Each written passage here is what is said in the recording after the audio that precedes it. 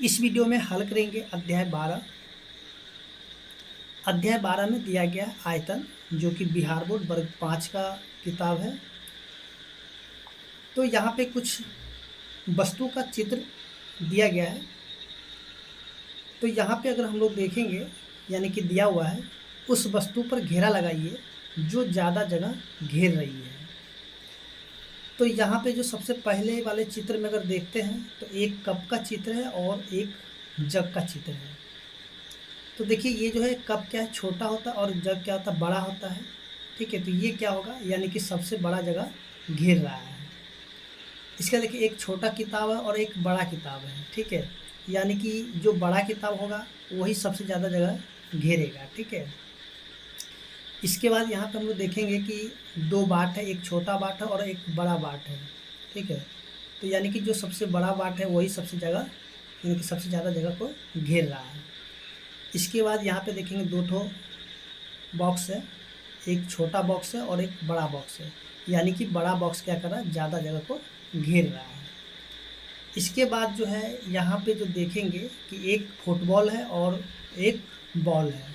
ठीक है, यानी कि फुटबॉल जो सबसे ज़्यादा जगह को घेर रहा हुआ है। इसके बाद देखेंगे कि यहाँ पे एक सेब का चित्र है और एक पपीता है, या फिर पपीते ही चलिए। तो यहाँ पे हम लोग देखेंगे पपीता सबसे ज़्यादा जगह को घेर रहा है। तो यहाँ पे जो है देखिए दिया हुआ है, क्षेत्र और जगह घेरने के आशय का अंतर स्पष्ट करें और यह भी स्पष्ट करें कि वस्तु में लंबाई, चौड़ाई तथा ऊंचाई भी होती है। तो देखिए यहाँ पे जितने भी चित्र दिए गए हैं, तो यहाँ पे अगर हम लोग देखेंगे कि हर एक वस्तु में जो लंबाई भी है, चौड़ाई और ऊंचाई, और किसी किसी वस्तु में यहाँ पे लंबाई, चौड़ाई, ऊंचाई नहीं है। ठीक है, तो इसमें से देखिए यही स्पष्ट होता है कि प्रत्येक वस्तु कुछ जगह घेरती है, यानी कि जितनी भी वस्तु है वो कुछ न कुछ जगह को घेरती है। लेकिन जो बड़ी वस्तु होती है, वस्तुएं जो होती है वो छोटी वस्तु की तुलना में अधिक जगह को घेर लेती है। यानी कि जो बड़ी वस्तु होगा वो छोटी वस्तु की अपेक्षा, यानी कि अधिक जगह को घेरेगा। इसके बाद जो है यहाँ पे हम लोग देखते हैं कि देखिए जैसे कि यहाँ पे दो ठो गिलास में यानी कि पानी दिया हुआ है, यानी कि इसमें क्या था, आधा पानी है। ठीक है, और इसी पानी में क्या कि एक पत्थर को जैसे यहाँ पर डाला गया, इस पानी का स्तर क्या हुआ, ऊपर उठ गया। ठीक है, तो यहाँ पर उसी में बता रहा है कि गिलास में पत्थर डालने पर पानी के स्तर में क्या अंतर आता है। तो देखिए यहाँ पे जैसे ही हम लोग गिलास में पत्थर डालते हैं तो पानी का स्तर क्या होता है, बढ़ जाता है। तो यहाँ पे जो है दिया गया, इसका उत्तर भी यहीं पे मिल जाएगा आपको। ठीक है, तो देखिए यहाँ पे अब हम लोग देखेंगे कि आयतन क्या होता है। देखिए किसी वस्तु द्वारा घेरी गई जगह उसका आयतन कहलाती है। ठीक है, यानी कि कोई भी वस्तु है उसके द्वारा जो जगह घेरी जाती है उसी को ही हम लोग क्या कहेंगे, आयतन कहेंगे।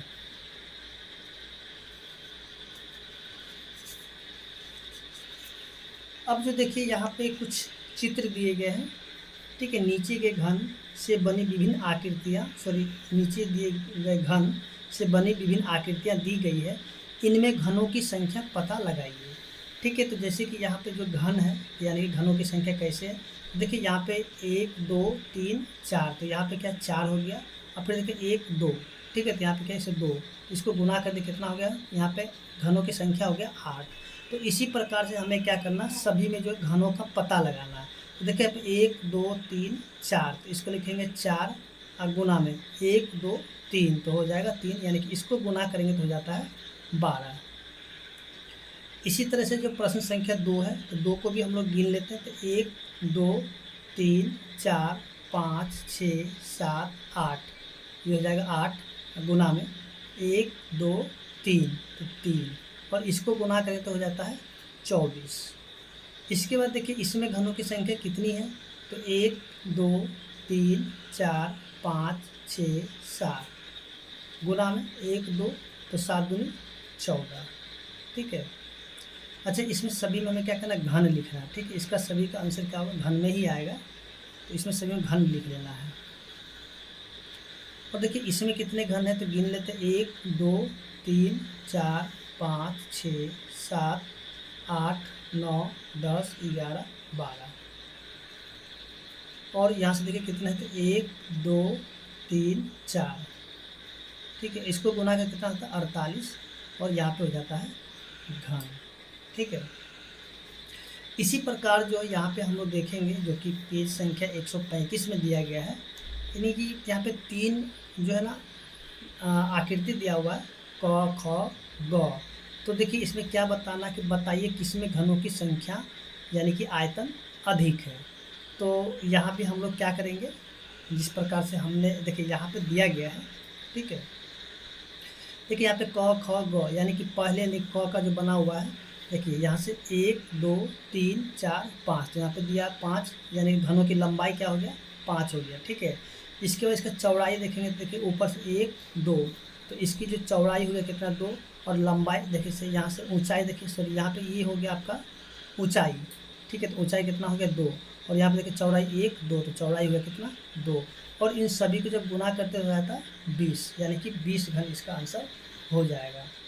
इसी तरीके से जो ये जो प्रश्न है यानी कि ख, तो ख को देखते देखिए 1 2 3 4, यानी कि इसका जो लंबाई कितना है 4 है।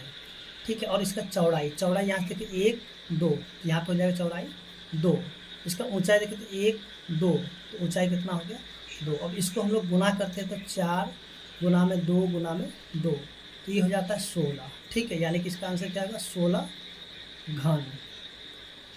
इसके बाद जो है आगे यानी कि ये जो प्रश्न है यानी कि 2 नंबर, तो देखिए यहाँ पे इसका लंबाई कितना था 1 2 3 4, तो लंबाई जो लिखेंगे 4।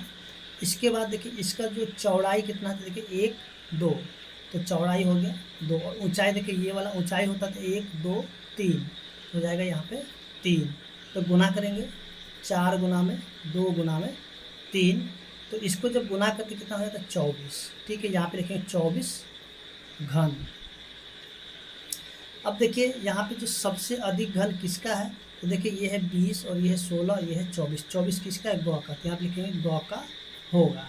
तो देखिए यहाँ पे एक सूत्र भी लग गया। ठीक है, सूत्र कौन सा था, आयतन क्या निकलेगा, लंबाई गुना में चौड़ाई गुना में ऊंचाई। ठीक है, यही क्या होता है, यानी कि घनाभ का जो है आयतन निकालने का सूत्र होता है। ठीक है, तो यही लंबाई गुना में चौड़ाई गुना में ऊंचाई होता है।